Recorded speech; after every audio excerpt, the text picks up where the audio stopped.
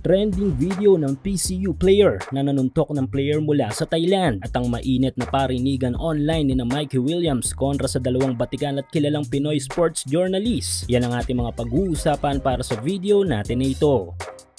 Matapos ang mainit na opening season ng NBA, PBA at UAAP ay tila may isang basketball college international event ang nagiging mainit din ang mga eksena. Ito nga yung Asian University Basketball Championship na ginanap sa Thailand. Ang ating representative college team dito ay ang kupunan ng PCU Dolphins. Magandang development din ang basketball event na ito lalo na't sa ating mga college players. Habang mga bata pa ay na-expose na ang talento sa international. Maraming mga naging malalaro sa PBA na sumabak din sa kompetisyong ito na malaki din ang naitulong sa kanilang mga skills upang mapaghusay pa nila ang kanilang laro. At ngayong 2023 sumabak ulit ang ating bansa sa basketball event na ito at tila naging maganda naman ang performance na nagawa ng Dolphins until nakarating sila sa finals ng tournament kung saan ay nakaharap nila ang home team na Bangkok University. At sa laban na ito ay literal na naging mainit ang mga pangyayari kung saan ay may nanuntok na player ang ating representative team na PCU Dolphins ng isang malalaro ng Bangkok University. At ang video na ito ay trending ngayon online. Ang video ay nagmula sa post ng isang player mula Thailand. Iba-iba ang naging reaksyon ng mga kababayan natin sa pangyayaring ito. May mga nagalit at may ilan namang tila okay lang ang naging act na ito ng player ng PCU.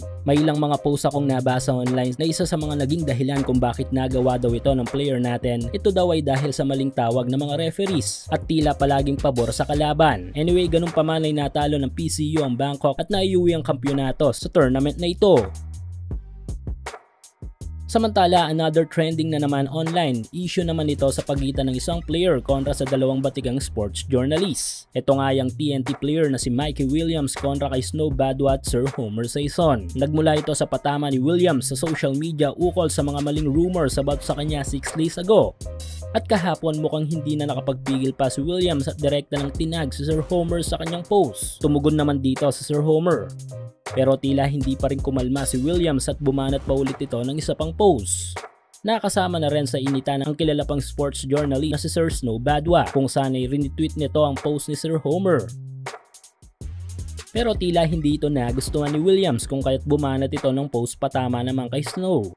Pero hindi rin basta-basta mananahimik si Snow Badwa dito at gumawa din ng dalawang post patama naman dito kay Mikey Williams.